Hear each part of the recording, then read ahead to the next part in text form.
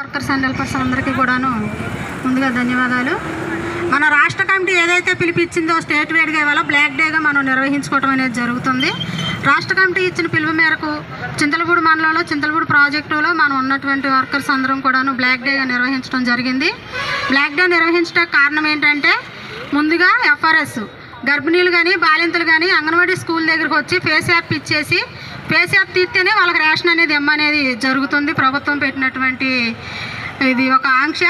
ఈ ప్రభుత్వం పెట్టింది ఫోన్లు పనిచేయట్లేదు. గర్భిణీలు కానీ బాలింతలు కానీ 1-2-3 సార్లు స్కూల్ దగ్గరకు వచ్చినా ఆ ఫోన్ అనేది పనిచేయకపోవటం, వాళ్ళు వచ్చేసరికి యాప్ పనిచేయకపోవటం, యాప్ ఓపెన్ అవ్వట్లేదు అని మళ్ళీ వాళ్ళు వెనక్కి వెళ్ళిపోవటం అలా జరుగుతుంది.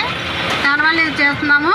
ఇంకోటి వచ్చేసి ఏంటంటే అంగన్వాడీలకి జీతాలు కనీస వేతనం 26,000 ఇవ్వాలి. కనీస వేతనం 26,000 ఇస్తామని చెప్పేసి మినిట్స్లో అయితే రాశారు, కానీ జీతం పెంచుతామనేసి ఇవ్వలేదు. గ్రాడ్యుటీ అమలు చేయాలి. గ్రాడ్యుటీ జీవోలో ఉన్నటువంటి మార్పులు తక్షణమే మనకి మార్పు చేయాలనేసి కోరుతున్నాము.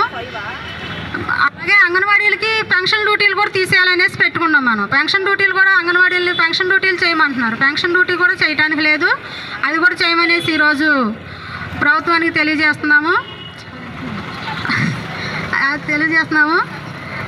సంక్షేమ పథకాలు అది చెప్తున్నారు. నాకు సంక్షేమ పథకాలు ఎవరికి వర్తించట్లేదు. అంగన్వాడీ వర్కర్కే కాదు హెల్పర్లకు కూడా వర్తించట్లేదు. స్కూల్ పిల్లలకి అమ్మక వందనం అనేది వేశారు, కానీ అంగన్వాడీలో హెల్పర్లకు కానీ టీచర్స్ కానీ ఎవరికి కూడా పిల్లలకి అనేది వేయలేదు.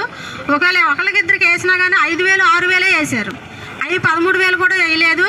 అది వచ్చింది అంగన్వాడీలకు కూడా ఇచ్చాము, సంక్షేమ పథకాలు వర్తింపు చేసాము అన్నారే కానీ అది మాటల్లోనే ఉంది, కానీ చేతల్లో అనేది జరగలేదు. అది చాలా బాధాకరమైన విషయం. మేము చేస్తున్నటువంటి చాకరికి ఇస్తున్న జీతానికి చాలా లాస్ అనేది జరుగుతుంది.